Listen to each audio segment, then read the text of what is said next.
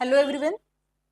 Indian constitutional law new challenges मध्ये आज आपण मॉड्यूल 4 स्टार्ट करत आहोत.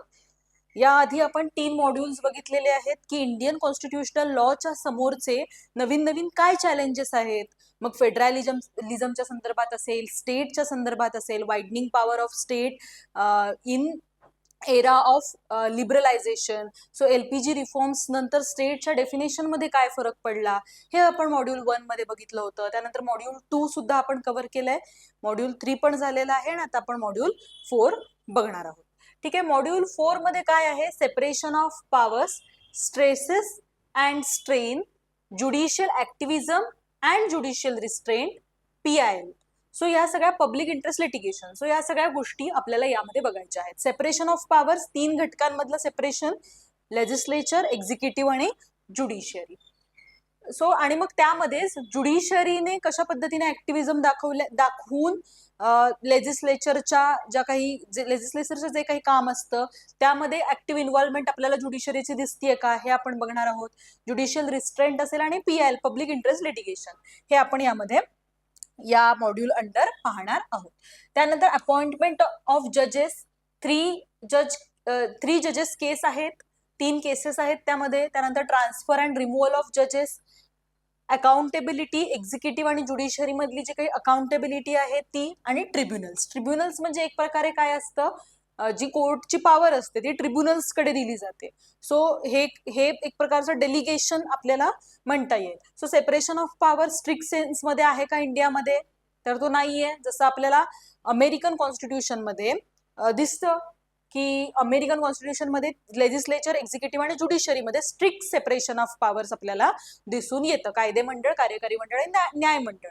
ठीक आहे. यामध्ये या तिन्हीमध्ये एक सेपरेट एक सेपरेशन आपल्याला अमेरिकन कॉन्स्टिट्यूशन मध्ये दिसतं. आर्टिकल 1, आर्टिकल 2 आणि आर्टिकल 3 ऑफ अमेरिकन कॉन्स्टिट्यूशन. ठीक आहे. पण इंडियाच्या कंटेक्स्ट मध्ये स्ट्रिक्ट सेपरेशन नाहीये. हे जे तिन्ही घटक आहेत, लेजिस्लेचर, एक्झिक्युटिव्ह आणि ज्युडिशियरी, त्यांच्यामध्ये काही ना काही संबंध आहेत. आणि आपल्याला माहिती आहे की लेजिस्लेचर आणि एक्झिक्युटिव्ह मध्ये जे काही लोक असतात ते जवळजवळ सारखेच असतात.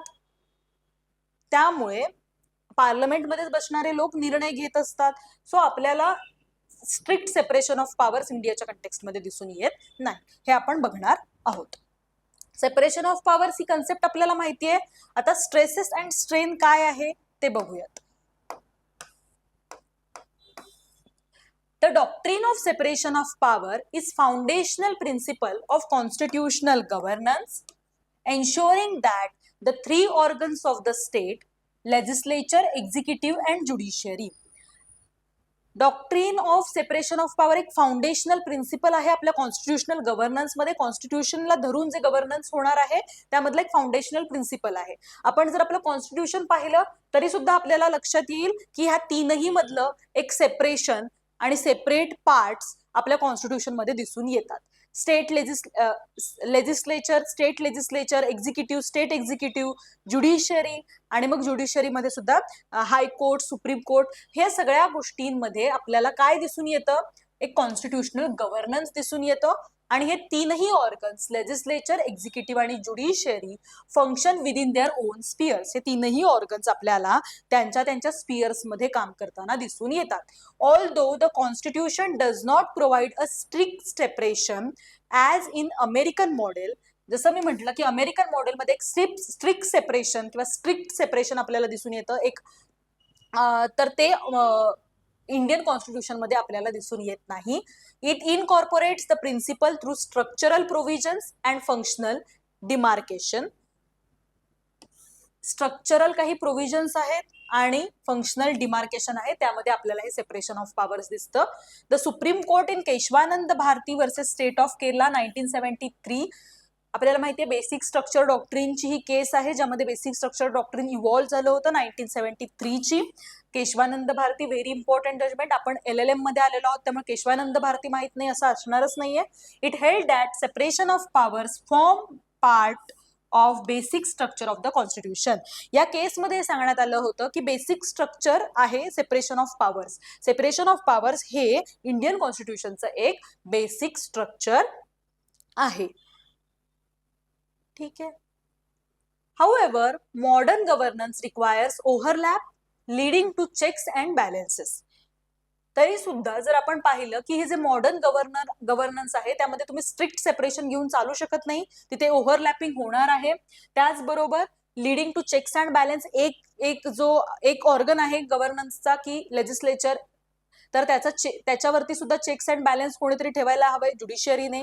लॉ जर अशा पद्धतीने लेजिस्लेचर पास करायला लागलं की जे खूप आर्बिट्ररी नेचरचं असेल तर ते चालणार नाहीये, त्यासाठी त्याच्यावरती कोणीतरी चेक्स अँड बॅलन्स ठेवणं गरजेचं आहे. एक्झिक्युटिव्ह जर मनमानी पद्धतीने लॉ इम्प्लिमेंट करायला लागलं तर ते सुद्धा चालणार नाहीये. तीनही जे आपले जे ऑर्गन्स आहेत त्यांचं फंक्शन ठरवलं गेलेलं आहे की लेजिस्लेचर काय करणार आहे, लॉ मेकिंग करणार आहे, एक्झिक्युटिव्ह काय करणार आहे, लॉ इम्प्लिमेंट करणार आहे, आणि ज्युडिशियरी काय करणार आहे, लॉ एन्फोर्स करणार आहे किंवा जर लॉचं कुठे व्हायोलेशन होत असेल तर ते रोखण्याचं काम आणि न्याय मिळवून देण्याचं काम कोण करणार आहे, ज्युडिशियरी करणार आहे. पण यांच्यामध्ये जर आपण स्ट्रिक्ट सेपरेशन केलं तर मॉडर्न गव्हर्नन्स मध्ये जे ओव्हरलॅपिंग गरजेचं आहे, जे चेक्स अँड बॅलन्सचं सिस्टीम गरजेचं आहे ते आपल्याला दिसून येणार नाही. तिथे काय दिसेल, रिजिड कंपार्टमेंटलायझेशन, म्हणजे एक रिजिड कंपार्टमेंट असेल की लेजिस्लेचर एक्झिक्युटिव्ह मध्ये बघणार नाही, ज्युडिशरी या दोन्ही घटकांच्या मध्ये पडणार नाही. सो हे जर कंपार्टमेंट झाले तर काय होईल, चेक्स अँड बॅलन्सेस होऊ शकणार नाही. म्हणजे एकमेकांवरती जे लक्ष ठेवणं असतं, जे कॉन्स्टिट्युशनल गव्हर्नन्ससाठी इम्पॉर्टंट आहे, तर ते होणार नाही. The stresses and strain emerge when one organ is perceived to be encroaching upon the domain of another. Stresses आणि स्ट्रेन हे कधी एमर्ज होतात, जेव्हा एक ऑर्गन हे दुसऱ्या ऑर्गनच्या परव्ह्यू मध्ये जायला लागतं, डोमेन मध्ये जायला लागतं. Such as judicial interference in policy matters. बघा, पॉलिसीचे जे मॅटर्स असतात, जे की कोणाचं काम आहे, पॉलिसी बनवणं किंवा लॉ बनवणं, हे काम कोणाचं आहे, हे काम लेजिस्लेचरचं आहे. पण बऱ्याचदा आपल्याला दिसून येतं की ज्युडिशरी इंटरफेअर करून काही पॉलिसीज बनवत आहे, पॉलिसीज सांगत आहे. त्याचबरोबर executive non compliance with judicial directions, एक्झिक्युटिव्हचं नॉन कम्प्लायन्स आपल्याला दिसून येतं ज्युडिशरीच्या डायरेक्शन्स बरोबर. So in Ram Javaya Kapoor versus State of Punjab, the court clarified that although powers overlap, the essence of separation is maintained through constitutional boundaries. बघा, जरी ह्या overlapping important असलं, मॉडर्न सोसायटीज मध्ये, मॉडर्न कॉन्स्टिट्युशनल मेकॅनिझम मध्ये हे overlapping गरजेचं असलं, checks and बॅलन्ससाठी ते इम्पॉर्टंट असलं, तरी सुद्धा कोणताही ऑर्गन इतर ऑर्गनचं जे काही फंक्शन आहे ते पूर्णपणे काढून घेऊ शकत नाही किंवा ते कॉन्स्टिट्युशनल ज्या बाउंड्रीज आहेत त्या बाउंड्रीज ओलांडून काम करणार नाही. म्हणजे लेजिस्लेचरचंच काम आहे लॉ मेकिंग करणं, ज्युडिशरी येऊन पूर्णपणे ते लॉ मेकिंगचं काम हाती घेऊ शकत नाही. सो हे जे to maintain through constitutional boundaries, constitutional ज्या बाउंड्रीज आहेत, ज्या घालून दिलेल्या आहेत सेपरेशन ऑफ पॉवर्सच्या कंटेक्स्टमध्ये, त्या मेंटेन करायच्या आहेत. हे कोणत्या केसमध्ये सांगितलंय, Ram Jawaya Kapur versus state of Punjab. Judicial activism and judicial restraint. बघा, या दोन कॉन्सेप्ट आहेत, ज्युडिशियल ऍक्टिव्हिझम आणि judicial restraint. Judicial activism refers to proactive role played by judiciary in protecting constitutional values. एक प्रोएक्टिव्ह रोल ज्युडिशरीचा आपल्याला दिसून येतो, कशासाठी, कॉन्स्टिट्युशनल व्हॅल्यूज प्रोटेक्ट करण्यासाठी, फंडामेंटल राईट्स प्रोटेक्ट करण्यासाठी आणि सोशल जस्टिस एन्श्युअर करण्यासाठी. Often stepping in where the executive or legislature fails. Judicial activism आपल्याला कधी दिसून येतं, जेव्हा लेजिस्लेचर जी लॉ मेकिंग बॉडी आहे किंवा एक्झिक्युटिव्ह जी लॉ इम्प्लिमेंटिंग बॉडी आहे, लॉ बनवलाच गेला नाहीये किंवा लॉ इम्प्लिमेंट होत नाहीये व्यवस्थित बनवलेला, या पद्धतीनं जर या दोन्ही ऑर्गन्स फेल झाले असतील त्यांचं जे काही काम आहे ते करण्यामध्ये, तर ज्युडिशरी पिक्चरमध्ये येऊन काय करते, आपलं ऍक्टिव्हिझम दाखवते, ऍक्टिव्हली डायरेक्ट करते की ह्या गोष्टी करा. This trend become prominent after emergency era. बघा, एमर्जन्सी नंतर जेव्हा एक्झिक्युटिव्हने आणि लेजिस्लेचरने सुद्धा एमर्जन्सीच्या काळामध्ये ज्या काही गोष्टी केल्या आणि ज्या काही गोष्टी घडल्या, त्या एमर्जन्सी एरा नंतर आपल्याला ज्युडिशरीचा ऍक्टिव्ह रोल दिसून येतो इंडियाच्या कंटेक्स्टमध्ये, specially through expansive interpretation of article 21. Article 21चं आधीचं इंटरप्रिटेशन जर आपण बघितलं राईट टू लाईफचं, तर ते तेवढं एक्सपान्सिव्ह नव्हतं. वेअर ॲज आत्ता जर आपण आर्टिकल 21चं इंटरप्रिटेशन बघायला गेलो तर त्याच्यामध्ये खूप गोष्टी ऍड झालेल्या आहेत. एन्व्हायरमेंट रिलेटेड गोष्टी असतील, अगदी राईट टू डायचा एक डिस्कोर्स आहे की राईट टू डाय आर्टिकल 21 मध्ये येतं का, राईट टू एज्युकेशन असेल. सो ह्या सगळ्या गोष्टी म्हणजे आर्टिकल 21 राईट टू लाईफ म्हणजे फक्त जीवन जगणं नाही, तर डिग्निफाईड ह्युमन एक्झिस्टन्स, डिग्निटीनं जीवन जगणं याच्यावरती फोकस करायला लागलं. त्यामुळे एक्सपॅन्सिव्ह इंटरप्रिटेशन आलं आणि त्यातून हे जे ज्युडिशियल ऍक्टिव्हिजम आहे ते आपल्याला मोठ्या प्रमाणावर दिसायला लागलं. ज्युडिशरी ऍक्टिव्हली प्रोऍक्टिव्हली समोर येऊन काय करायला लागली, जे काही लेजिस्लेचर किंवा एक्झिक्युटिव्ह जिथे फेल होत होते तिथे बोलायला लागली. In Maneka Gandhi versus union of India 1978 ची केस आहे. पासपोर्ट सीज केला होता मेनका गांधीचा. हे सगळी केस तुम्हाला माहित असेल. सो या केसमध्ये the court broaden the scope of personal liberty. यामध्ये पर्सनल लिबर्टीचा जो स्कोप आहे आर्टिकल 21 अंडर, बघा या केसमध्ये एक गोल्डन ट्रायंगल दिला होता आर्टिकल 14, 19 आणि 21चा. सो या 21 अंडर जी पर्सनल लिबर्टी येते, right to life and personal liberty, सो या पर्सनल लिबर्टीचा जो स्कोप होता तो वाढवण्यात आला होता. Laying the foundation for activist jurisprudence. Similarly foundation for activist jurisprudence, activist ज्युरिस्प्रुडन्सचं जे काही फाउंडेशन होतं ते या केसने घालून दिलं. त्यानंतर विशाखा वर्सेस स्टेट ऑफ राजस्थानची केस आहे. यामध्ये काय झालं होतं, the court frame guidelines on sexual harassment at workplace due to legislative vacuum. बघा एक लेजिस्लेचरमध्ये व्हॅक्यूम दिसत होता की जिथे लेजिस्लेचरने कोणत्याही प्रकारचा कायदा याआधी केलेला नव्हता सेक्शुअल हॅरासमेंट ऍट वर्कप्लेसच्या रिलेटेड. विशाखा गाईडलाईन्स ज्या कोर्टानं दिल्या तोच एक कायदा झाला नंतर, sexual harassment at workplace act जो आपल्याला आता दिसतोय, prohibition of sexual harassment at workplace कायदा. सो ह्या कायदा येण्यामागे कोणाचा रोल होता, ज्युडिशरीचा ऍक्टिव्ह रोल होता हे आपल्याला दिसून येतो. सो विशाखा गाईडलाईन एक एक्सिलेंट एक्झाम्पल आहे की ज्युडिशरीनं लेजिस्लेचरचं काम हातात घेऊन एक व्यवस्थित कायदा किंवा एक गाईडलाईन्स देणं. आता त्या गाईडलाईन्सचा कायदा बनवण्याचं काम कोणी केलं, लेजिस्लेचरने पुढे केलं. सो लेजिस्लेटिव्ह जो व्हॅक्यूम होता तो व्हॅक्यूम दूर करण्यासाठी म्हणून कोण पिक्चरमध्ये आलं, ज्युडिशरी पिक्चरमध्ये आले. On the other hand judicial restraint emphasises that court should respect the separation of power and avoid interfering in policy decision unless there is clear constitutional violation. बघा ज्युडिशियल रिस्ट्रेंट जे असतं, आता ज्युडिशियल ऍक्टिव्हिजम आपण बघितलं की actively प्रोऍक्टिव्हली कोण पिक्चरमध्ये येणार आहे, ज्युडिशरी पिक्चरमध्ये येणार आहे. जिथे लेजिस्लेचर आणि एक्झिक्युटिव्हचं काहीतरी चुकत असेल, फेल होत असेल किंवा व्हॅक्यूम आपल्याला दिसत असेल तर तो व्हॅक्यूम दूर करण्यासाठी, ते फेल्युअर दूर करण्यासाठी ज्युडिशरी पिक्चरमध्ये येणार आहे. पण ज्युडिशियल रिस्ट्रेंट आहे ते कशावर एम्फसाइज करताय, court should respect the separation of power and avoid interfering in policy decision unless there is clear constitutional violation. पण रिस्ट्रेंट ही जी कन्सेप्ट आहे त्यामध्ये असं म्हटलं गेलंय की जोपर्यंत खूप जास्त कॉन्स्टिट्यूशनचं व्हायोलेशन तुम्हाला दिसून येत नाही, क्लिअर कॉन्स्टिट्युशनल व्हायोलेशन दिसून येत नाही, तोपर्यंत ज्युडिशरीचं हे काम नाही की तिने पॉलिसी बनवावं, ज्युडिशरीचं हे काम नाही की तिने काही गाईडलाईन्स बनवाव्यात. तर ज्युडिशरीने तिचं काम काय आहे, एन्फोर्समेंट आहे, लॉ एन्फोर्समेंट आहे की जर लॉचं व्हायोलेशन होत असेल तर जजमेंट्स देणं, तर त्यामध्ये बोलणं हे ज्युडिशरीचं काम आहे. सो ज्युडिशरीने त्याच्या कामाशी काम ठेवावं आणि स्ट्रिक्टली काय फॉलो करावं, सेपरेशन ऑफ पॉवर फॉलो करावा, अवॉइड इंटरफिअरिंग इन पॉलिसी डिसिजन्स आणि पॉलिसी डिसिजन्स मध्ये पडू नये. The judiciary must not become super legislature. बघा सुपर लेजिस्लेचर, ज्युडिशरीला जरी बऱ्याच गोष्टी समजत असल्या, जरी बऱ्याच गोष्टी समोर येत असल्या तरी लेजिस्लेचर मध्ये जे लोक बसलेले आहेत ते लोकांनी निवडून दिलेले असतात, त्यांच्या थ्रू जे कायदे बनतात ते लोकांना हवे असतात. सुपर लेजिस्लेचर ज्युडिशरीने बनायला जाऊ नये असं ही कन्सेप्ट सांगते ज्युडिशियल रिस्ट्रेंट. ठीक आहे.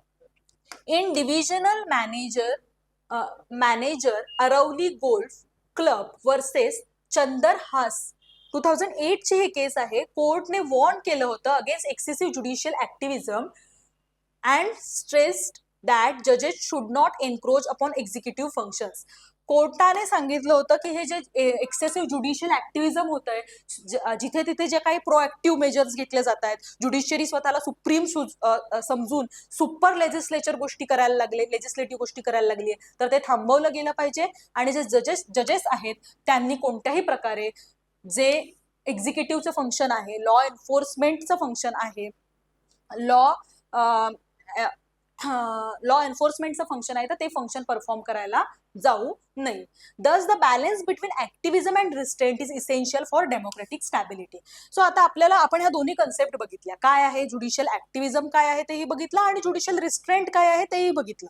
मग इथे आपल्याला एक गोष्ट समजून घ्यायची आहे, ज्युडिशियल ऍक्टिव्हिझम जितकं इम्पॉर्टंट आहे तितकं ज्युडिशियल रिस्ट्रेंटची जी कन्सेप्ट होती त्यामध्ये जे सांगितलं गेलंय की प्रत्येक ठिकाणी ज्युडिशियरीने एन्क्रोचमेंट करणं, लेजिस्लेटिव्ह डिसिजन्स घेणं, एक्झिक्युटिव्हच्या फंक्शन्समध्ये इंटरफेअर करणं, हे सुद्धा तितकंसं हेल्दी डेमोक्रेसीसाठी बरोबर नाहीये. त्यामुळे या दोन्ही गोष्टींमधला ऍक्टिव्हिझम आणि रिस्ट्रेंट मधला जो बॅलन्स आहे तो टिकून राहणं खूप जास्त गरजेचं आहे. आता याचा बेसिस हे चार्ट बघा, या चार्ट मधून समजेल की बेसिस काय आणि ज्युडिशियल ऍक्टिव्हिझम आणि रिस्ट्रेंट नक्की काय आहे. मिनिंग काय आहे, proactive role in judiciary. Proactive role, proactive म्हणजे ऍक्टिव्हली ज्युडिशियरी काय होणार आहे, पिक्चरमध्ये येऊन काहीतरी करणार आहे. ज्युडिशियल रिस्ट्रेंट काय सांगतात, लिमिटेड रोल आणि सेल्फ कंट्रोल. ठीक आहे. अप्रोच काय आहे, एक्सपांड्स राईट आणि रेमेडी. ज्युडिशियल ऍक्टिव्हिझम मध्ये राईट्सचं एक्सपान्शन आहे, जसं मी म्हटलं की आर्टिकल 21चा जेव्हापासून एक्सपान्सिव्ह इंटरप्रिटेशन व्हायला लागलं, त्यानंतर किंवा इमर्जन्सीच्या काळानंतर जे राईट्स आणि पर्सनल लिबर्टीचा एक मोठा डोमेन ओपन झाला, त्यानंतर आपल्याला काय दिसून यायला लागलं, ज्युडिशियल ऍक्टिव्हिझम दिसून यायला लागलं आणि स्ट्रिक्ट इंटरप्रिटेशन ऑफ लॉ. पण ज्युडिशियल रिस्ट्रेंट काय म्हणतं, strict interpretation of law. Law काय सांगतं त्याच्यावरतीच फोकस केला पाहिजे ज्युडिशियरीने. म्हणजे ज्युडिशियरीने लॉला समोर ठेवायचं आहे, स्ट्रिक्टली त्या लॉला इम्प्लिमेंट करायचं आहे, जास्त लिबरल आणि एक्सपान्सिव्ह व्हायला जायचं नाहीये. राईट टू लाईफ म्हणताय तर तेवढंच ज्युडिशियरीने बघायचं आहे, असं ज्युडिशियल रिस्ट्रेंट मध्ये येतं. आणि जर कुठल्या कायद्याची गरज असेल तर लेजिस्लेचर तो कायदा करेल, आणि तो कायदा केल्यानंतर जर त्या रिलेटेड काही केसेस आल्या तरच त्या ज्युडिशियरीने काय करायच्या आहेत, चालवायच्या आहेत. रोल काय आहे, इंटरव्हिन्स व्हेन अदर ऑर्गन्स फेल. ठीक आहे. अदर ऑर्गन्स जर फेल झाले, जसं आपण विशाखा गाईडलाईन्स मध्ये बघितलं की एक लेजिस्लेटिव्ह व्हॅक्यूम होता सेक्शुअल हॅरॅसमेंट ऍट वर्क प्लेसचा, तो भरून काढण्यासाठी म्हणून कोर्टानं गाईडलाईन्स दिल्या, विशाखा गाईडलाईन्स. सो हे ऑर्गन जिथे जिथे फेल होतात, लेजिस्लेचर असेल किंवा एक्झिक्युटिव्ह असेल, तिथे आपल्याला कोण दिसतं, ज्युडिशियरी समोर येताना दिसते ज्युडिशियल ऍक्टिव्हिझमच्या केसमध्ये. पण ज्युडिशियल रिस्ट्रेंट मध्ये काय होतं, avoid policy making. Judicial restraint मध्ये जी पॉलिसी मेकिंग आहे ती काय केली जाते, अवॉइड केली जाते, की करण्यासाठी सांगितलं जातं, अशी ही कन्सेप्ट आहे. ठीक आहे. त्यानंतर टूल्स काय असतात, PIL, judicial review, public interest litigation, हे जे आहे ज्यामध्ये जे आपण पुढे बघणारच आहोत की पब्लिकच्या इंटरेस्टसाठी काही पिटिशन्स दाखल केल्या जातात, आणि त्यामध्ये ज्युडिशियल रिव्ह्यू सुद्धा एक इम्पॉर्टंट टूल आहे. आणि इथे काय टूल्स असतात रिस्ट्रेंटमध्ये, प्रेसिडेंट, आधी काय डिसिजन्स दिलेत कोर्टाने ते बघायचं, ओरिजिनल इंटेंट, आणि या कायद्याचा ओरिजिनल इंटेंट काय आहे, इथे काय लिहिलेलं आहे, स्ट्रिक्टली लॉला इंटरप्रिट करायचं, असं ज्युडिशियल रिस्ट्रेंट सांगतं. रिस्क काय आहे, may lead to over reach. कदाचित जर ज्युडिशियल ऍक्टिव्हिझममुळे काय होईल, ओव्हर रीच होईल, सुपर लेजिस्लेचर बनायला जाईल कोर्ट, आणि मग त्यातून काय होईल, जे लेजिस्लेचरचं फंक्शन आहे, जे एक्झिक्युटिव्हचं फंक्शन आहे, लेजिस्लेचर आणि एक्झिक्युटिव्ह मध्ये जे लोक बसलेले असतात, ते लोकांनी निवडून दिलेले असतात, त्यामुळे डेमोक्रेटिक व्हॅल्यूला कुठेतरी हॅम्पर व्हायला लागेल आणि ओव्हर रीच आपल्याला दिसून यायला लागेल. आणि रिस्ट्रेंट, ज्युडिशियल रिस्ट्रेंटचं आपल्याला रिस्क काय दिसते, may delay social justice. Social justice जो आहे त्याला डिले होऊ शकतो, एक्सपॅन्सिव्ह मिनिंग घेतलं जाणार नाही, आर्टिकल 21 जेवढं दिलंय तेवढंच, किंवा जेवढं स्ट्रिक्टली सांगतो लॉ तेवढंच इम्प्लिमेंटेशन केलं जाईल. त्यामुळे सोशल जस्टिसची जी पॉलिसी आहे, जे थोडंसं एक्सपान्सिव्ह मिनिंग घेणं आहे, इंटरप्रिटेशन करणं आहे, ते होणार नाही, आणि सोशल जस्टिस काय होईल, डिले होईल. आता ह्याचं क्रिटिकल इव्हॅल्युएशन आपण करणार आहोत. मेरिट्स काय आहेत ज्युडिशियल ऍक्टिव्हिझमचे. Judicial activism has contributed positively in several ways. Positively कशा पद्धतीने ज्युडिशियल ऍक्टिव्हिझम आपल्याला दिसून येतं, प्रोटेक्शन ऑफ फंडामेंटल राईट्सच्या प्रोटेक्शन मध्ये especially through expensive interpretation of article 21 जे आपण बघितलं. त्यानंतर social justice and welfare, addressing bounded labour, child rights, environment, gender justice. Bounded labour असतील, चाइल्ड राईट्स असतील किंवा अजून जे चिल्ड्रन, वुमन रिलेटेड ज्या काही प्रोव्हिजन्स असतात तर त्या प्रोव्हिजन करणं, त्यातून सोशल जस्टिस आणि वेलफेअर एन्श्युअर करण्याचं काम ज्युडिशरी करत असते. Accountability of executive, preventing abuse of power and arbitrary state action. बघा, ही एक्झिक्युटिव्ह अकाउंटेबल राहतं ज्युडिशरीला, की प्रत्येक वेळेस जर ज्युडिशरी आपण विचार केला की एक्झिक्युटिव्ह हे डोळ्यासमोर ठेवून चालेल की ज्युडिशरी उद्या स्वतःचा ऍक्टिव्हिझम वापरून आपल्याला काय करू शकते, आपल्या आर्बिटरी स्टेट ऍक्शनला आव्हान देऊ शकते. सो हे याबद्दल अकाउंटेबिलिटी निर्माण करण्याचं काम हे ज्युडिशियल ऍक्टिव्हिझम करतं. फिलिंग लेजिस्लेटिव्ह व्हॅक्यूम, जे लेजिस्लेचरचं व्हॅक्यूम आहे ते फिल करणं, जसं की Vishaka guidelines, issuing guidelines where laws were absent, जिथे लॉज नाहीच आहेत. आता बघा, आपलं जे ज्युडिशियल रिस्ट्रेंट आहे ते सांगतं की जिथे कायदा जे काही सांगतो ते फॉलो करा आणि जजमेंट द्या, पण जिथे लॉज नाही आहेत तिथे काय करायचं, ते व्हॅक्यूम भरून काढण्यासाठी सुद्धा काही प्रोव्हिजन्स करणं गरजेचं असतं. सो हे करण्याचं काम कोण करतं, ज्युडिशरी करते. ज्युडिशरी हॅज दस acted as a guardian of constitution. त्यामुळे ज्युडिशरी गार्डियन ऑफ कॉन्स्टिट्यूशन म्हणून काम करताना आपल्याला दिसून येते ज्युडिशियल ऍक्टिव्हिझमच्या केसमध्ये. मग ज्युडिशियल ओव्हररीच कुठे दिसून येतोय आपल्याला? Judicial overreach occurs when court go beyond their constitutional mandate and interfere in matter of policy making and administration, which are primarily within executive and legislature domain.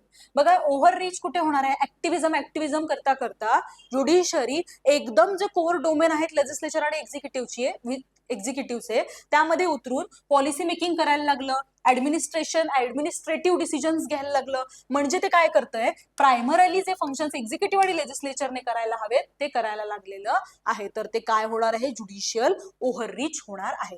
While activism is justified to uphold rights, overreach disturbs the balance of separation of powers. जे activism आहे ते justified आहे to uphold rights, overreach disturbs the balance of separation of powers. Rights uphold करण्यासाठी activism गरजेचं आहे, पण overreach काय करेल, balance of the separation of powers आहे, जो बॅलन्स आहे लेजिस्लेचर, एक्झिक्युटिव्ह आणि ज्युडिशरीचे पॉवर्स वेगवेगळे करण्यामध्ये जे आपण कॉन्स्टिट्युशनल स्ट्रक्चर तयार केलेलं आहे त्या स्ट्रक्चरला हॅम्पर होऊ शकतं जर ज्युडिशियल ओव्हररीच झाला तर. In divisional manager Aravali golf club versus Chander Hass 2008 ची केस आपण आत्ताच बघितलं होतं की the supreme court caution that जजेस must not act like administrators. वरती सुद्धा आपण बघितलं की जजेसने ऍडमिनिस्ट्रेटर म्हणून काम करू नका, policy makers and warn against excessive judicial activism नसायला हवा. Common cause versus union of India 1999 ची case, court observe that judicial intervention should be resulted in governance by judiciary. Judicial intervention should not result. बघा, ज्युडिशरीचं जे intervention आहे ते governance by judiciary व्हायला नाही पाहिजे. गव्हर्नन्स करण्याचं काम ज्यांचं आहे त्यांना ते करता आलं पाहिजे. ठीक आहे. In state of Rajasthan versus union of India 1977, court emphasize that political question should generally be left to elected organs unless there is clear constitutional violation. State of Rajasthan versus union of इंडियाच्या केसमध्ये कोर्टाने एम्फसाइज केलं होतं की political question should generally be left to elected organs. जे elected organs असतात, जसं मी सांगितलं की लेजिस्लेटिव्ह आणि एक्झिक्युटिव्ह मध्ये जे लोक आहेत ते इलेक्शन थ्रू आलेले आहेत, इलेक्टेड ऑर्गन्स आहेत हे दोन्ही सुद्धा, unless there is clear constitutional violation. आणि क्लिअर कॉन्स्टिट्युशनल व्हायोलेशन जोपर्यंत दिसत नाहीये या ऑर्गन्समध्ये तोपर्यंत कोर्टने इंटरव्हीन करता कामा नाहीये. Difference between judicial activism and judicial overreach. Judicial activism आणि ओव्हररीच मधला डिफरन्स काय आहे बघा. Uphold constitutional rights and justice आपण जसं पाहिलं ज्युडिशियल ऍक्टिव्हिझम. ओव्हररीच काय असतो, encroaches upon executive and legislative domain. या डोमेन्समध्ये एन्क्रोचमेंट करणं. Acts when there is failure of governance or legal vacuum. Failure of governance दिसतंय किंवा लिगल व्हॅक्युम दिसतोय, तिथे तिथे ज्युडिशरी ऍक्टिव्ह रोल प्ले करणार, प्रोएक्टिव्ह रोल प्ले करणार. ज्युडिशियल ओव्हररीच मध्ये काय आहे, interference in policy and administrative discretion. Overreach मध्ये आपल्याला दिसून येतं की इंटरफेअर करतं पॉलिसीज मध्ये किंवा ऍडमिनिस्ट्रेटिव्ह डिस्क्रिशन मध्ये judiciary. Strengthen democracy through accountability राहते, चेक्स अँड बॅलन्सेस राहतात. लेजिस्लेटिव्ह एक्झिक्युटिव्ह ज्युडिशरीमध्ये एक प्रकारे काय दिसून येतं आपल्याला, चेक्स अँड बॅलन्स दिसतं. Weaken separation of powers, but जर ओव्हररीच झाला, जर ज्युडिशरी खूप जास्त ऍक्टिव्ह झाली आणि जर एक्झिक्युटिव्ह आणि लेजिस्लेचरचे जे कोअर फंक्शन्स आहेत तेच ज्युडिशरी करायला लागली तर काय होईल, जे सेपरेशन ऑफ पॉवर आहे ते वीक होण्याची शक्यता आहे.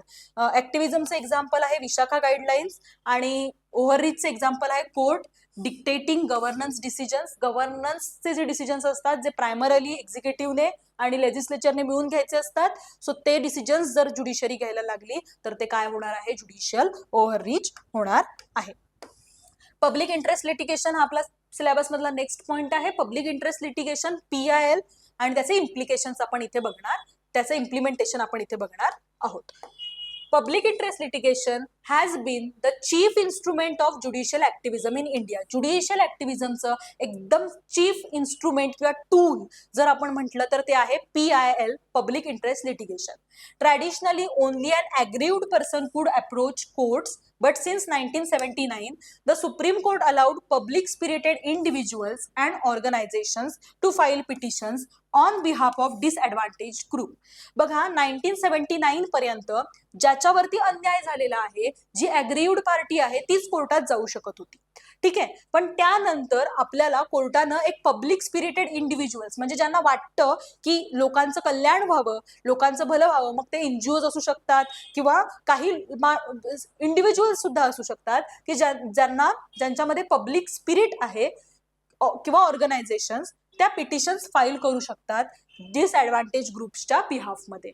आता बघा, प्रत्येक माणूस स्वतःची बाजू मांडण्यासाठी किंवा स्वतःवर जर अन्याय होत असेल तर ते मांडण्यासाठी तितकासा सक्षम नसतो, त्याला तेवढासा आवाज नसतो असं आपण म्हणता येईल. आणि डिसएडव्हान्टेज ग्रुप्सच्या बाबतीत हे बऱ्याचदा घडून येतं. जो लेबर्स असतात किंवा जे एज्युकेशनली बॅकवर्ड असतात, त्यांचे एज्युकेशनल किंवा कॉन्स्टिट्युशनल राईट्स आहेत ते व्हायोलेट होत असतात, नाकारले जात असतात. सो हे सगळे डिसएडव्हान्टेज ग्रुप प्रत्येक वेळेस कोर्टात जाण्यासाठी कॅपेबल नसतात, तेवढी स्ट्रेंथ त्यांच्याकडे नसते, तेवढा आवाज त्यांच्याकडे नसतो. पण मग ही जबाबदारी कुणाची असते, काही पब्लिक स्पिरिटेड इंडिव्हिज्युअल्सची आहे, ऑर्गनायझेशनची आहे. सो त्यांना जर वाटत असेल की या लोकांचा आवाज बनावं तर त्यांना एक पिटिशन दाखल करता येऊ शकते, ज्याला आपण काय म्हणतो, पब्लिक इंटरेस्ट लिटिगेशन किंवा PIL emerge as a mechanism of provide access to justice. बघा, एक मेकॅनिझम म्हणून समोर आलं PIL for access to justice, म्हणजे प्रत्येकाला जस्टिसचा ऍक्सेस मिळायला हवा आणि हे जस्टिसला ऍक्सेसेबल करण्याचं काम PIL ने केलं.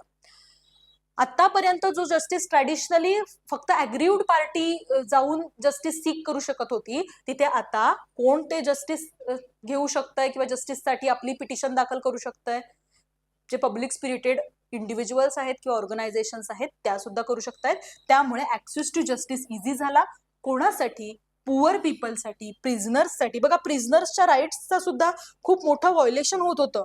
सो त्यामध्ये सुद्धा प्रिझनर्स राईट्स असतील, मार्जिनलाइज सेक्शन्स असतील, सो त्यांच्या राईटसाठी पिटिशन्स व्हायला लागले आणि आवाज उठवला जाऊ लागला.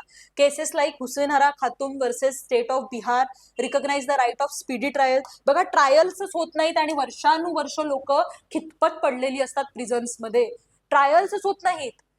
म्हणजे तो व्यक्ती गुन्हेगार आहे की नाही हे ठरवायला अनेक वर्ष जातात आणि जर तो गुन्हेगार नसेल तर त्याचं पूर्ण आयुष्य तिथे संपतं. ठीक आहे, इतक्या वर्षांच्या इम्प्रिझनमेंट नंतर, इतक्या वर्षांच्या सगळ्या गोष्टींनंतर खूप जास्त प्रॉब्लेम्स होतात सोशली, इकॉनॉमिकली, एज्युकेशनली, सगळ्याच ऍस्पेक्ट्समध्ये. ॲज अ ह्युमन म्हणून डिग्निफाईड ह्युमन एक्झिस्टन्स आपण तिथे नाकारतो. त्यामुळे right of speedy trial हुसेनहरा Khatoon versus state of बिहारमध्ये डिस्कस झाला होता. त्याचबरोबर बंधुआ मुक्ती मोर्चा ही जी केस होती त्यामध्ये बाउंडेड लेबर्सच्या रिलेटेड जे काही कन्सर्न्स आहेत, प्रॉब्लेम्स आहेत, बाउंडेड लेबर्स रिलेटेड कन्सर्न्स आणि प्रॉब्लेम्स ऍड्रेस करण्यात आले होते. PIL has expanded rights to include clean air, water and dignified living. या तीनही गोष्टींच्या ऍस्पेक्ट्समध्ये PIL ने काय केलेलं आहे, राईट्सला एक्सपांड केलेलं आपल्याला दिसून येतं. However, the increasing number of PIL has also burdened courts and blurred the distinction between judicial and executive functions. त्यामुळे काय झालंय, खूप PILs दाखल होत असल्यामुळे आता पुन्हा एकदा ज्युडिशरीवरती एक बर्डन यायला लागलंय आणि मग ज्युडिशियल आणि एक्झिक्युटिव्ह फंक्शन्स मध्ये जे बॅलन्स आहे ते कुठेतरी धूसर होताना आपल्याला दिसतंय. आता हे का घडतंय, कारण बघा काही फंक्शन्स प्ले करणं, एक्झिक्युटिव्हचे जे काही फंक्शन्स असतात त्या फंक्शन्स बद्दल ज्युडिशरीला सतत काही ना काहीतरी गाईडलाईन्स द्यायला लागतात. जर PIL दाखल झाल्यानंतर क्लीन एअर रिलेटेड असेल, वॉटर रिलेटेड असेल, डिग्निफाईड लिव्हिंग बद्दल असेल, हुसेनारा खातूमध्ये स्पीडी ट्रायल रिलेटेड असेल किंवा बाउंडेड लेबर रिलेटेड असेल, सो या सगळ्या अशा पद्धतीच्या केसेस आल्यानंतर एक्झिक्युटिव्हचे फंक्शन्स आणि ज्युडिशरीच्या फंक्शन्स मध्ये आपल्याला काय एक धुसरता आलेली दिसून येते. Public interest litigation is a unique judicial innovation that democratizes access to justice by allowing any public spirited individual to approach the court for enforcement of rights of disadvantaged group. Okay, PIL emerged strongly in SP Gupta versus Union of India. Strongly कुठे emerge झालंय PIL? SP Gupta versus Union of India या केस मध्ये झालेला आहे, where the court liberalized the rule of locus standi. It becomes an instrument of social transformation in cases like Bandhuwa Mukti Morcha versus Union of India. Bounded labor related ही केस होती. त्यानंतर MC Mehta versus union of India, environmental protection related जे काही serious concerns होते ते या केसमध्ये discuss झाले होते. PILच होती ही सुद्धा. MC मेहता यांनी दाखल केलेल्या अनेक PIL आहेत स्पेसिफिकली एन्व्हायरमेंटमध्ये, सो आपल्याला ते एक्झाम्पल म्हणून लिहिता येईल. However, the implementation of PIL has also faced challenge such as misuse of publicity or political motives. बघा ही इम्प्लिमेंटेशन ऑफ PIL आहे, also faced challenges, त्याने सुद्धा चॅलेंज फेस केलेला आहे, मिसयूज ऑफ पब्लिसिटी और political motives. In Subhash Kumar versus State of Bihar 1991, court held that PIL cannot be used as personal gain or private interest. Subhash Kumar या केसमध्ये कोर्टाने सांगितलं होतं की PIL जी आहे ही पब्लिकच्या इंटरेस्टसाठी असली पाहिजे, तुमच्या पर्सनल गेनसाठी किंवा प्रायव्हेट इंटरेस्टसाठी नसायला हवी. आता पब्लिक पर्सनल इंटरेस्ट आणि प्रायव्हेट गेनसाठी सुद्धा PIL दाखल केल्या जातात का, तर हो, फेम मिळते, एखाद्या ऑर्गनायझेशनला एक वलय येतं किंवा त्यांच्या गोष्टी हायलाईट होतात, झोतात येतात, सो यासाठी सुद्धा अनेकदा मिसयूज ऑफ PIL होताना आपल्याला दिसतो. सो कोर्टाने इथे क्लिअर केलं होतं Subhash Kumar versus state of Bihar या केसमध्ये, PIL cannot be use for personal gain और प्रायव्हेट इंटरेस्ट. पर्सनल गेन किंवा प्रायव्हेट इंटरेस्टसाठी ते वापरता येणार नाही. Therefore, while PIL remain powerful constitutional remedy, its proper regulation is necessary to prevent judicial overreach and maintain institutional balance. बघा ही जी remedy आहे ही अत्यंत important constitutional remedy आहे, त्यामुळे प्रॉपर रेग्युलेशन गरजेचं आहे आणि नेसेसरी टू प्रिव्हेंट ज्युडिशियल ओव्हररीच. जो ज्युडिशरीचा ओव्हररीच होतोय तर तो सुद्धा प्रिव्हेंट केला पाहिजे आणि इन्स्टिट्यूशनल बॅलन्स आपल्याला दिसला पाहिजे. म्हणजे पूर्णपणे ज्युडिशरीने एक्झिक्युटिव्हचे फंक्शन्स करायला लागणं PILच्या नावाखाली तर ते सुद्धा योग्य नाहीये. कॉन्स्टिट्यूशनल रेमेडी म्हणून PIL एकदम बेस्ट टूल आहे, एकदम ज्युडिशरीच्या ऍक्टिव्हिझम मधलं ते एक महत्वाचं साधन आपल्याला म्हणता येईल.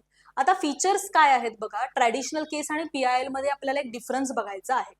काय आहे, हु कॅन फाईल, ट्रॅडिशनल केसेस मध्ये only aggrieved party can file PIL, only aggrieved party can file case. Sorry, PIL मध्ये काय आहे, एनी पब्लिक स्पिरिटेड सिटीजन और ऑर्गनायझेशन. ठीक आहे, कोणीही पब्लिक स्पिरिटेड जे स्पिरिटेड सिटीजन असेल किंवा ऑर्गनायझेशन असेल ते काय करू शकतात, PIL फाईल करू शकतात. पर्पज काय आहे, इथे प्रायव्हेट डिस्प्यूट असतो, प्रायव्हेट गोष्ट झालेली असते, एखाद्या माणसाचं प्रायव्हेटली राईट व्हायोलेट झालेले असतात, पण इथे पब्लिक वेलफेअर असतं आणि PIL मध्ये जो डिसिजन मिळतो तो पीपल ॲट लार्जला वापरता येऊ शकतो किंवा अनेक लोकांचं त्यातून भलं होऊ शकतं, पब्लिक वेलफेअर साधता येऊ शकतं आणि प्रोटेक्शन राईट्सना काय मिळू शकतं, प्रोटेक्शन मिळू शकतं. बेनिफिशरीज कोण असतात, ट्रॅडिशनल केसमध्ये, ट्रॅडिशनल केसच्या निकालात बेनिफिशरीज इंडिव्हिज्युअल्स असतात, वेअर ॲज PIL मध्ये पुअर, मार्जिनलाइज आणि ओव्हरऑल सोसायटी कोण असते, बेनिफिशरी असते किंवा त्यांना बेनिफिट होणार असतो PIL मधून. ठीक आहे. की केसेस काय असतात? नॉर्मल अपील्स आहेत की जे ऑर्डिनरी केसेसमध्ये, ट्रॅडिशनल केसेसमध्ये आपण बघतो. पण PIL मध्ये कोणत्या प्रकारच्या केसेस असतात? जसं की हुसेनारा खातून असेल, बंधुआ मुक्ती मोर्चा असेल, स्पीडी ट्रायल्स रिलेटेड केस आहे हुसेनारा खातून, बंधुआ मुक्ती मोर्चा, बंधुआ मुक्ती मोर्चाची बाउंडेड लेबर रिलेटेड केस आहे. सो हे आता बघा, हुसेनारा खातून मध्ये स्पीडी ट्रायल रिलेटेड जे जजमेंट येणार ते अनेक लोकांसाठी, अनेक प्रिझनर्ससाठी लागू होणार आहे, जे वर्षानुवर्ष कितपत पडलेले आहेत. बंधुआ मुक्तीमध्ये बाउंडेड लेबर, जे सगळे सरसकट जे बाउंडेड लेबर्स आहेत सोसायटीमध्ये, त्यांच्यासाठी ते PIL खूप जास्त काय ठरणार आहे? इम्पॉर्टंट ठरणार आहे. ज्युडिशियल इंडिपेंडन्स हा आपला नेक्स्ट पॉइंट आहे. आपण आतापर्यंत ज्युडिशियल ऍक्टिव्हिजम आणि ज्युडिशियल रिस्ट्रेंट और ज्युडिशियल ओव्हररीच पाहिला. आता आपण बघणार आहोत judicial independence. Judicial independence is a cornerstone of democracy and essential for ensuring rule of law. Rule of law ensure करण्यासाठी ज्युडिशरीचं इंडिपेंडंट असणं फार जास्त महत्वाचं आहे. And independent judiciary means that courts can function without interference, fear और favour from the executive and legislature. Independent judiciary म्हणजे काय? जिथे कोर्ट फंक्शन करेल विदाउट इंटरफेरन्स, कोणाच्याही इंटरफेरन्स शिवाय जेव्हा कोर्ट फंक्शन करतं त्याला आपण म्हणतो ज्युडिशियल इंडिपेंडन्स. मग ते एक्झिक्युटिव्हचं फंक्शन असू देत किंवा एक्झिक्युटिव्हचं फेवर असू देत, फिअर असू देत किंवा इंटरफेरन्स असू देत किंवा ज्युडिशरी, एक्झिक्युटिव्ह किंवा लेजिस्लेचर, म्हणजे ह्या दोन्ही ऑर्गन्सनी जरी इंटरफेरन्स करण्याचा, फिअर करण्याचा आणि एक्झिक्युटिव्ह फिअर करण्याचा किंवा फेवर करण्याचा प्रयत्न केला तरी सुद्धा ते न जुमानता त्यांच्या इंटरफेरन्स, फिअर किंवा फेवर शिवाय जेव्हा ज्युडिशरी फंक्शन करते तेव्हा आपण म्हणतो की ज्युडिशरी काय आहे? इंडिपेंडेंट आहे. The constitution ensures this independence through several safeguards. आता इथे आपल्याला बरेच सेफगार्ड दिसून येतात ज्याच्या थ्रू कॉन्स्टिट्यूशनने काय केलेलं आहे? ज्युडिशरीचं इंडिपेंडन्स टिकवून ठेवलेलं आहे. काय काय सेफगार्ड्स आहेत? जजेस हॅव फिक्स टेन्युअर, जजेसचं टेन्युअर फिक्स असतं, त्यांना सर्व्हिसमधून काढून टाकणं ही सुद्धा फार सोपी गोष्ट नसते. सिक्युरिटी ऑफ सर्व्हिस, त्यांना एक सर्व्हिसची सिक्युरिटी आहे. And protection from arbitrary removal, आणि कोणी त्यांना आर्बिटरीली काढून टाकू शकत नाही. खूप अवघड प्रोसेस असते जजेस रिमूव्हलची. Salaries and allowances are charge on the consolidate fund and not subject to legislative approval. Legislature इथे कोणत्याही प्रकारचं अप्रुव्हल देत नाही. जे जजेसना सॅलरीज मिळतात, फंड्स ते कन्सॉलिडेटेड फंड मधून येतात, ते कोणत्याही प्रकारे लेजिस्लेचरच्या अप्रुव्हलसाठी थांबलेले नसतात. Moreover courts have contempt power to prevent unfair criticism, आणि कोर्टकडे पॉवर असते, कंटेम्प्ट पॉवर असते की जर कोणी ज्युडिशरीच्या विरोधामध्ये किंवा ज्युडिशरीने दिलेल्या डिसिजन्सला जर अनलॉफुली किंवा अनफेअरली क्रिटिसाइज करत असेल तर त्याला प्रिव्हेंट करण्यासाठी हे राईट कोर्टाकडे असतो. Independence does not mean lack of accountability. बघा, इंडिपेंडन्स म्हणजे काय? लॅक ऑफ अकाउंटेबिलिटी नाही, म्हणजे जजेसना वाटेल तसे ते वागतील किंवा कोर्ट हवं तसं ते परफॉर्म करेल, म्हणजे अकाउंटेबल कुणाला राहणार नाही असा याचा अर्थ होत नाही. Rather it ensures impartial justice. हे कशासाठी आहे judicial independence? Impartial justice ensure करण्यासाठी, and protection of citizens right, आणि सिटीजन्सचे राईट प्रोटेक्ट करण्यासाठी हे आहे. Judicial independence is one of the most essential pillars of constitutional democracy. Judicial independence one of the most essential pillar of constitutional democracy. संविधानिक जी आपली लोकशाही आहे त्या लोकशाहीसाठी एक इसेन्शियल पिलर आहे independent judiciary. It ensures that judges can decide cases impartially, free from political pressure, executive interference and public influence. बघा, कोणत्याही प्रकारचा इन्फ्लुएन्स जजेसवरती नसेल तर जजेस एक इम्पार्शियल जजमेंट देऊ शकतात आणि जस्टिसला एन्श्युअर करू शकतात. In India the judiciary is entrusted with the role of guardian of constitution. बघा, ज्युडिशरी इंटरेस्टेड आहे with the role of guardian of constitution. Judiciary guardian of the constitution म्हणून समोर येताना आपल्याला दिसतेय, and protection of fundamental rights. However independence cannot exist in isolation. हे जे independence आहे जे ज्युडिशरीला मिळालंय ते कुठल्याही प्रकारे आयसोलेशन मध्ये एक्झिस्ट करू शकत नाही. In democratic society, judicial accountability is equally important to maintain transparency, legitimacy and public confidence. हे बघा, जर ज्युडिशरीला पब्लिकचा कॉन्फिडन्स हवा असेल, ट्रान्सपरन्सी आणि लेजिटिमेसी सुद्धा मेंटेन करायची असेल, तर कोणत्याही प्रकारे आयसोलेशन मध्ये जर ज्युडिशियल इंडिपेंडन्स वर्क करायला लागलं तर ते चालणार नाहीये. आपल्याला काय गरजेचं आहे? प्रॉपर मेकॅनिझम गरजेचं आहे. ज्युडिशियल अकाउंटेबिलिटी इक्वली इम्पॉर्टंट आहे. ज्युडिशियरी सुद्धा अकाउंटेबल आहे कायद्याला धरून चालण्याच्या बाबतीत. ठीक आहे. Thus the relationship between judicial independence and accountability represent a delicate constitutional balance. Too little independence lead to executive dominance. बघा, एकदमच कमी इंडिपेंडन्स दिला तर एक्झिक्युटिव्हचा डॉमिनन्स होईल कोणावरती? ज्युडिशरीवरती. While too little accountability risk to judicial arbitrariness. पण जर खूपच कमी अकाउंटेबिलिटी दिली किंवा अकाउंटेबल बनवलं आपण ज्युडिशरीला, जिथे खूपच कमी अकाउंटेबल आहेत किंवा कोणाला आन्सरेबल नाही आहेत, तर ज्युडिशियल आर्बिट्रेरियस वाढण्याची शक्यता सुद्धा दिसते. आणि ज्युडिशियल आर्बिट्रेरियस वाढला तर जे पब्लिकचा कॉन्फिडन्स आहे, ट्रान्सपरन्सी आहे, लेजिटिमसी आहे, ती इन्शुअर होणार नाही. सो हे दोन्हीमध्ये काय आपल्याला दिसून येतं? प्रॉब्लेम्स दिसून येतात. पूर्णपणे ज्युडिशरीला इंडिपेंडंट करून आयसोलेशन मध्ये टाकूनही चालणार नाहीये, आणि त्याचबरोबर ज्युडिशरीला एकदम वीकंड ठेवून सुद्धा चालणार नाहीये, किंवा त्याच्यामध्ये इंटरफेरन्स करता येण्याजोगी परिस्थिती निर्माण करून चालणार नाहीये, नाहीतर एक्झिक्युटिव्ह डॉमिनन्स वाढेल. ठीक आहे. Judicial independence is cornerstone of constitutional democracy and prerequisite for rule of law. एक प्रीरिक्विजिट आहे रूल ऑफ लॉ. जर इन्शुअर करायचं असेल तर ज्युडिशरी इंडिपेंडंट असली पाहिजे. इट एन्शुअर्स दॅट जजेस can decide case impartially without fear and favour. कोणत्याही फिअर शिवाय, लेजिस्लेचरची फिअर नाहीये, एक्झिक्युटिव्हची फिअर नाहीये, कोणाचीच फिअर नाहीये, पॉलिटिकल प्रेशर नाहीये, आणि कोणाचाही फेवर पण करायचं नाहीये. The constitution secures independence through provisions like security of tenure, fix, हे आपण बघितलं, फिक्स सॅलरीज आहेत, रिमूव्हल ओनली थ्रू इम्पीचमेंट थ्रूच रिमूव्हल ऑफ जजेस होऊ शकतं. कोणीही जजेसना कसंही रिमूव्ह करू शकत नाही. आता बघा, प्रोव्हिजन्स काय आहेत? फिक्स टेन्युअर्स. त्याच्यामुळे काय होतंय? जजेस वर्क विदाउट फिअर. एक फिक्स टेन्युअर आहे, कोणी काढून टाकणार नाहीये, त्याच्यामुळे कोणाला फेवर करण्याचा आणि कोणत्याही फिअर मध्ये राहण्याची गरज नाहीये. डिफिकल्ट रिमूव्हल करणं हे खूप अवघड आहे. जर ते लेजिस्लेचर किंवा एक्झिक्युटिव्हच्या हातात असेल तर प्रॉब्लेम येऊ शकतो फ्रीली वर्क करण्यावरती. त्यामुळे प्रोटेक्शन फ्रॉम पॉलिटिकल प्रेशर इथे मिळतं.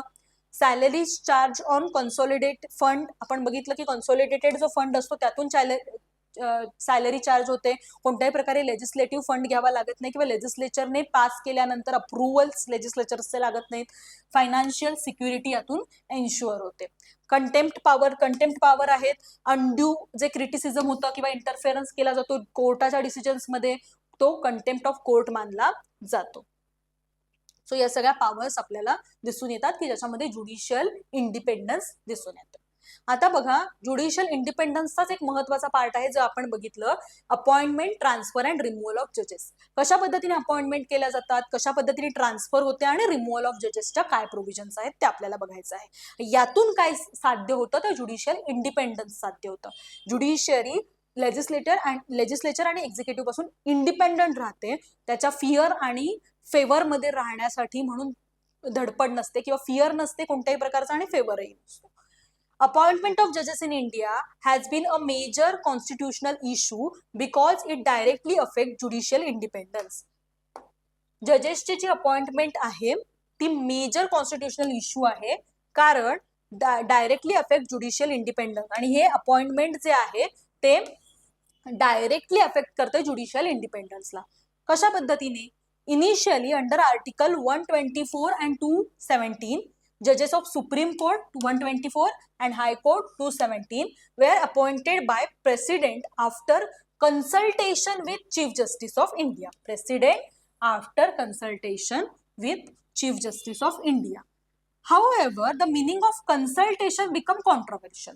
आता बघा, कन्सल्टेशन हा जो वर्ड आहे तो कॉन्ट्रोवर्शियल झाला, leading to serious landmark judgement known as 3 जजेस केसेस. ठीक आहे, 3 जजेस केसेस पिक्चर मध्ये आल्या, through which the supreme court develop the collegium system, आणि त्यातून एक कॉलेजियम सिस्टीम समोर आली. आता काय आहे कॉलेजियम सिस्टीम आणि या काय केसेस आहेत बघा. फर्स्ट जजेस केस होती SP Gupta versus union of India 1981 ची. Held that president was not bound by chief justice opinion and that consultation did not मीन कंकरन्स, दस गिव्हिंग प्रायमसी टू एक्झिक्युटिव्ह. बघा इथे काय सांगितलं होतं या केसमध्ये की जे प्रेसिडेंट आहेत ते कन्सल्टेशन त्यांना करायचंय चीफ जस्टिस बरोबर, पण चीफ जस्टिसने जे सांगितलेलं आहे, जे सजेशन दिलेलं आहे, जे ओपिनियन दिलेलं आहे त्याला बाउंडेड राहण्याची गरज प्रेसिडेंटला नाही. म्हणजे इथेच काय झालं, प्रायमसी ऑफ एक्झिक्युटिव्हचा अप्पर हँड आपल्याला दिसून आला. एक्झिक्युटिव्ह म्हणजे कोण, आपले हे प्रेसिडेंट. सो हे प्रेसिडेंटचा अप्पर हँड इथे आपल्याला दिसला. हाऊएव्हर दिस वॉज रिव्हर्स्ड इन सेकंड. मग नंतर काय झालं, सेकंड जजेस केस आली. सेकंड जजेस case supreme court advocates on record association versus union of इंडियाची केस होती. त्यामध्ये कोर्टानं रूल केलं की judicial independence is a part of the basic structure and the chief justice opinion form collectively with senior जजेस would have primacy in appointments. Okay, कोर्टानं rule केलं की ज्युडिशियल इंडिपेंडन्स जो आहे तो पार्ट आहे बेसिक स्ट्रक्चरचा. The chief justice opinion formed collectively with senior जजेस would have primacy in appointment. त्यामुळे जे चीफ जस्टिसचं ओपिनियन आहे, जे त्यांनी कसं फॉर्म केलेलं आहे, कलेक्टिव्हली फॉर्म केलं आहे, सिनियर जजेस बरोबर बोलून फॉर्म केलेलं आहे, कन्सल्टेशननी फॉर्म केलेला आहे, सो त्याला प्रिमसी आहे, त्याचं पण महत्व आहे. This judgement laid a foundation of collegium system. So या जजमेंटनी काय केलं, कॉलेजियम सिस्टीमचा फाउंडेशन घालून दिलं. Okay. Further, in third judges cases, the Supreme Court clarified the and expanded collegium by stating that Chief Justice must consult 4 senior most judges. बघा आता collegium जी system आहे म्हणजे एक अशी सिस्टीम की ज्याच्यामध्ये प्रेसिडेंटला चीफ जस्टिस आणि काही जजेस बरोबर कन्सल्टेशन, चीफ जस्टिस आणि काही जजेस म्हणजे काही जजेसचं चीफ जस्टिस ला कन्सल्टेशन मिळणार आणि ते चीफ जस्टिस आणि प्रेसिडेंट मिळून हे जजेस अपॉइंट करणार. सो हे बघा, हे जे 4 जस्टिस कन्सल्ट 4 सिनियर मोस्ट जजेस. तो इथे चीफ जस्टिसनी कोणाबरोबर कन्सल्ट करायचं आहे, 4 सिनियर मोस्ट जजेस बरोबर कन्सल्ट करायचं आहे. while recommending appointments, making it broader collective judicial decision rather than individual one. त्यामुळे यातून काय झालं बघा, सुरुवातीची जी केस होती SP गुप्तावाली, त्यामध्ये आपल्याला एक लक्षात आलं होतं फर्स्ट जज केसमध्ये की फक्त प्रेसिडेंटकडे काय आहे, पॉवर आहे. प्रेसिडेंट कन्सल्टेशन घ्यायचंय कोणाचं, चीफ जस्टिसचं, पण ते कन्सल्टेशन प्रेसिडेंटला बाउंड नसणार आहे त्या कन्सल्टेशन बरोबर. सो हे कुठेतरी काय करत होतं, एकाच व्यक्तीच्या किंवा एकाच इन्स्टिट्यूशनच्या, एकाच एक्झिक्युटिव्हच्या हातामध्ये बरीच पॉवर देत होतं. पण आता इथे काय झालं, एक कॉलेजियम सिस्टीम आली, 4 अजून सिनियर मोस्ट जजेस पिक्चर मध्ये आले, त्यामुळे ज्युडिशियल डिसिजन झाला रॅदर दॅन इंडिव्हिज्युअल वन. कोणत्या तरी इंडिव्हिज्युअलचा डिसिजन होण्याच्या ऐवजी एक ज्युडिशियल डिसिजन आपल्याला इथे दिसला. Thus through this cases judiciary secure dominance over appointments. So या केसेस मधून ज्युडिशरीने काय केलं, डॉमिनन्स सिक्युअर्ड केला to protect itself from political interference. So जजेसच्या केसमध्ये, ट्रान्सफर केसमध्ये आपल्याला हे दिसून आलं की जो डॉमिनन्स आहे अपॉइंटमेंटच्या केसमध्ये की त्यांनी प्रोटेक्ट केलं पॉलिटिकल इंटरफेरन्स पासून. सो इथे ज्युडिशियल इंडिपेंडन्स कायम राहण्यासाठी म्हणून ही सिस्टीम इम्पॉर्टंट ठरली. त्यानंतर in order to reform this system parliament introduce. आता ह्या सिस्टीमला रिफॉर्म करण्यासाठी, नवं रूप देण्यासाठी नॅशनल ज्युडिशियल अपॉइंटमेंट कमिशनला पार्लमेंटने इंट्रोड्यूस केलं through 99 constitutional amendment act 2014. NJSC proposed a body constituting of Chief Justice of India, senior judges and the law minister, 2 eminent person for appointments. बघा हे सर्व लोक या बॉडीमध्ये असणार आहेत, chief justice senior judges, law minister to eminent person for appointments. However, in landmark NGSC case, supreme court advocate on record association versus union of India, latest 2015 वाली case आहे. The supreme court struck down NJSC as unconstitutional. आत्ताच्या context मध्ये जर आपण बघितलं तर NJSC काय आहे, स्टक डाऊन केलेलं आहे, अनकॉन्स्टिट्युशनल हेल्ड झालेलं आहे. Holding that it violates basic structure of undermining judicial independence and giving executive excessive influence. Therefore, collegium system continues to govern judicial appointment. So आपण जी collegium system डिस्कस केली होती third जज केस मध्ये, so तीच काय झाली, पुढे कंटिन्यू करण्यात आलेली आहे. एनजीएससी ची जी काही एस्टॅब्लिशमेंट होती, जी काही हिस्टॉरिकली ते जे काही समोर आलं, NGSC national judicial appointment commission, so यामध्ये एक्सेसिव्ह पॉवर एक्झिक्युटिव्ह कडे पुन्हा जाते असं वाटायला लागल्यामुळे आता ते स्टक डाऊन केलेलं आहे, अनकॉन्स्टिट्युशनल ठरवलेलं आहे. अकाउंटेबिलिटी, एक्झिक्युटिव्ह आणि ज्युडिशरी मधली अकाउंटेबिलिटी हा आपला नेक्स्ट पॉइंट आहे. In democracy both the executive and judiciary must remain accountable while represent in each others role. जेव्हा जेव्हा ते त्यांचे रोल प्ले करत असतील, बजावत असतील, तेव्हा तेव्हा एक्झिक्युटिव्ह आणि ज्युडिशरी दोघांनी सुद्धा अकाउंटेबल असणं फार जास्त गरजेचं आहे. कारण हे काय आहे, लोकशाही आहे, डेमोक्रेसी आहे. The executive is accountable to parliament and the people. Executive कोणाला अकाउंटेबल आहे, पार्लमेंटलाच, म्हणजेच कोणाला, लेजिस्लेचरला. अँड द पीपल, लोकांना सुद्धा ते अकाउंटेबल आहेत, कारण एक्झिक्युटिव्ह मध्ये जे लोक आहेत ते कोणी निवडून दिलेले लोक असणार आहेत, लोकांनीच लोकांसाठी निवडून दिलेले ते लोक असणार आहेत. त्यामुळे पार्लमेंट कोणाला रिस्पॉन्सिबल, त्यामुळे एक्झिक्युटिव्ह कोणाला रिस्पॉन्सिबल आहे, पीपलला सुद्धा आहे. Whereas judiciary is accountable to constitution. आणि ज्युडिशरी कोणाला रिस्पॉन्सिबल आहे किंवा अकाउंटेबल आहे असं आपल्याला म्हणता येईल, तर कॉन्स्टिट्यूशनला अँड डेमोक्रॅटिक ट्रेडिशनला. ज्या लोकशाही व्यवस्थेतल्या ज्या ट्रेडिशन्स आहेत त्या ट्रेडिशन्सला आणि कॉन्स्टिट्यूशनला आपलं जी ज्युडिशरी आहे ती अकाउंटेबल असणार आहे. Judicial accountability is ensure through impeachment provision, judicial review by higher courts and adherence to constitutional limits. Okay, judicial review कॉन्स्टिट्यूशनने घालून दिलेल्या लिमिट्स आहेत. बघा, ज्युडिशियल ऍक्टिव्हिझम बघताना सुद्धा आपण जेव्हा ज्युडिशियल रिस्ट्रेंटकडे गेलो तेव्हा आपल्याला एक दिसून आलं की खूप जास्त प्रमाणावर ओव्हररीच करून सुद्धा चालणार नाहीये ज्युडिशरीला. कारण एक्झिक्युटिव्ह आणि लेजिस्लेचरचे जे फंक्शन्स आहेत ते त्यांना व्यवस्थित परफॉर्म करू देणं ही सुद्धा एक डेमोक्रॅटिक कंट्री मधली गरज आहे. त्यामुळे कॉन्स्टिट्युशनल लिमिट्स मध्ये राहायचं आहे. At the same time court exercise checks on executive accountability by reviewing unconstitutional actions, enforcing fundamental rights and ensuring fair governance. Judicial activism often arises when executive negligence compels court to intervene, but excessive interference may disturb institutional balance. बघा, checks and balance असणं फार जास्त गरजेचं असतं. Executive accountability by reviewing unconstitutional actions. Court कुठे कुठे intervene करणार आहे, जिथे एक्झिक्युटिव्ह अनकॉन्स्टिट्युशनल ऍक्शन घेत असेल किंवा फंडामेंटल राईट्सचं जे एन्फोर्समेंट असेल किंवा फेअर गव्हर्नन्स जर होत नसेल तर यामध्ये. पण ज्युडिशियल ऍक्टिव्हिझम ऑफर अरायझेस वेन ज्युडिशियल निग्लिजन्स. जेव्हा एक्झिक्युटिव्हचं नेग्लिजन्स आपल्याला दिसून येतं तेव्हा ज्युडिशियल ऍक्टिव्हिझम पिक्चरमध्ये येतं. पण जर एक्सेसिव्हली ते यायला लागलं तर काय होईल, इन्स्टिट्यूशनल बॅलन्स जो असेल तो डिस्टर्ब होईल. असं मी सांगितलं की इन्स्टिट्यूशनल बॅलन्स पण मेंटेन करणं फार जास्त गरजेचं असतं. हा नेक्स्ट पॉइंट आपला आहे tribunals.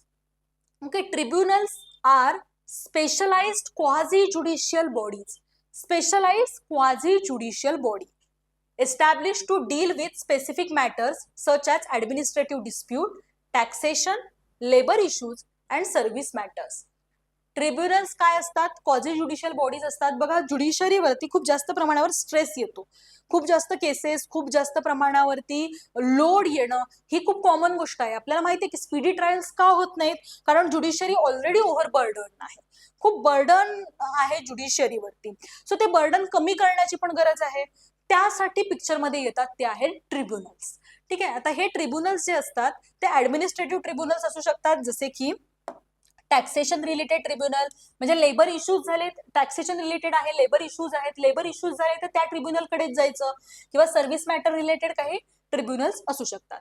They were created to reduce the burden on regular courts and provide speedy justice with expert knowledge. बघा आता ह्या ट्रिब्युनलमध्ये जे लोक बसवलेले असणार आहेत, त्या लेबर रिलेटेड जर ट्रिब्युनल असेल तर तिथे लेबर लॉज मधले जे एक्सपर्ट लोक असणार आहेत ते तिथे बसणार आहेत, ते तिथे काम करणार आहेत. सो एक्सपर्टच्या नॉलेजचा तिथे काय होणार आहे, उपयोग होणार आहे आणि एक स्पीडी ट्रायल आपल्याला मिळणार आहे, स्पीडी जस्टिस मिळणार आहे.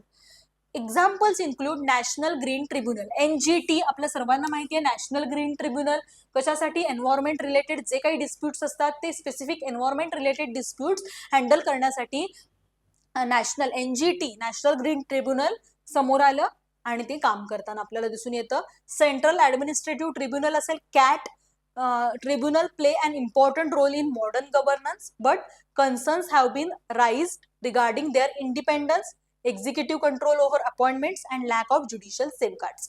बघा ऍडमिनिस्ट्रेटिव्ह ट्रिब्युनल्सनी त्यांची जी काही भूमिका बजावली आहे ती फार महत्वाची आहे. स्पीडी ट्रायल्स व्हायला लागलेल्या आहेत, गोष्टी स्मूथ व्हायला लागलेल्या आहेत, फंक्शन सुद्धा चांगल्या पद्धतीने होत आहे.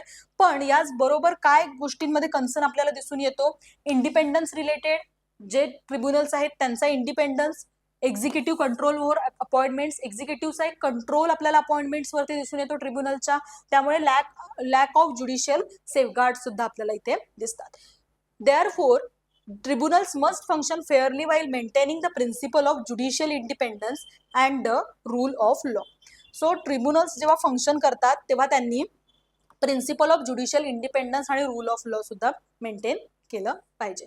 आता कोर्ट वर्सेस ट्रिब्युनल हे आपण बघणार आहोत. आता कोर्ट्स माहिती आहेत आपल्याला सर्वांना, ट्रेडिशनल कोर्ट्स, पण ट्रिब्युनल्स काय आहेत बघा, नेचर कॉन्स्टिट्युशनल बॉडीज. कोर्ट काय आहेत, कॉन्स्टिट्युशनल बॉडीज आहेत, ट्रिब्युनल स्टॅट्युटरी बॉडीज आहेत, म्हणजे स्टॅट्यूट थ्रू ट्रिब्युनल्स तयार केले जातात.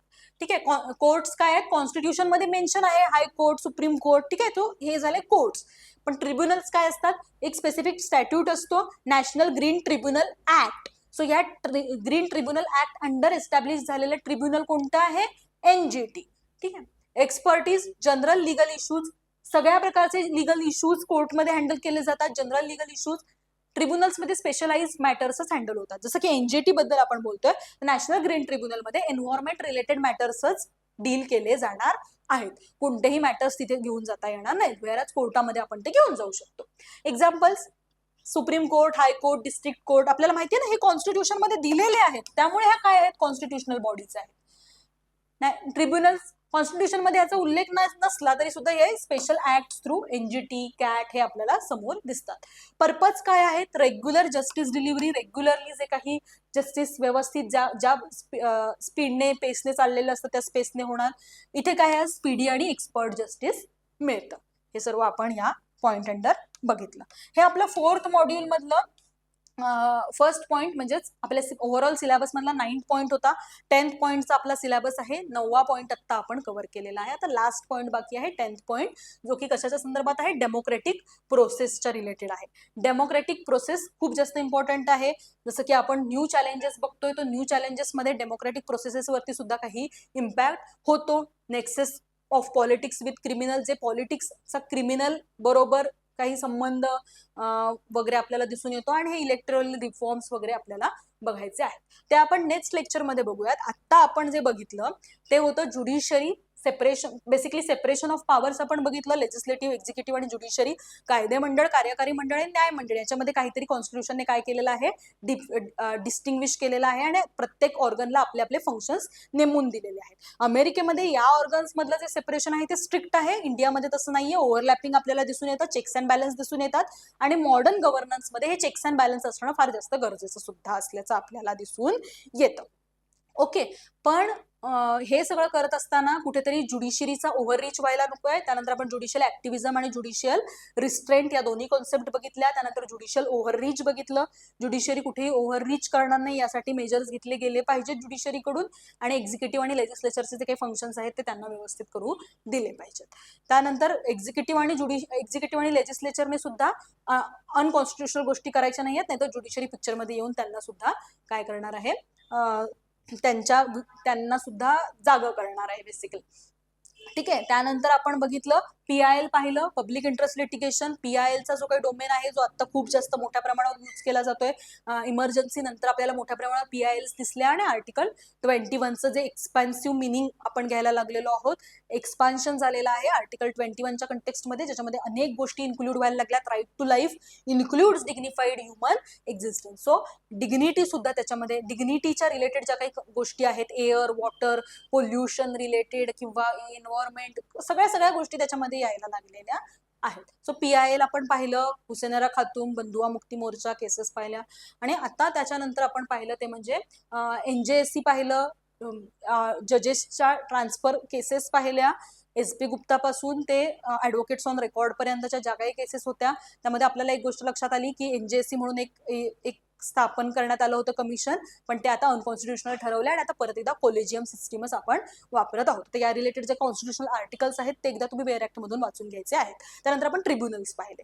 ट्रिब्युनल्समध्ये आपण बघितलं की कशा पद्धतीने ज्युडिशरीवरचा स्ट्रेस आणि स्ट्रेन कमी करण्यासाठी म्हणून काय होत असल्याचं आपल्याला दिसून येतं, ट्रिब्युनल्स समोर येत असल्याचं आपल्याला दिसून येतं. सो हे ओव्हरऑल होता आपलं मॉड्यूल 4 मधला पॉईंट नंबर 8, पॉईंट नंबर 9. आता पॉईंट नंबर 10 आपण नेक्स्ट लेक्चरमध्ये बघूया, जो की आपला शेवटचा पॉईंट असेल आपला कॉन्स्टिट्युशनल लॉ न्यू चॅलेंजेसमध्ये. थँक्यू. आत्तापुरतं इथेच थांबूयात. थँक्यू.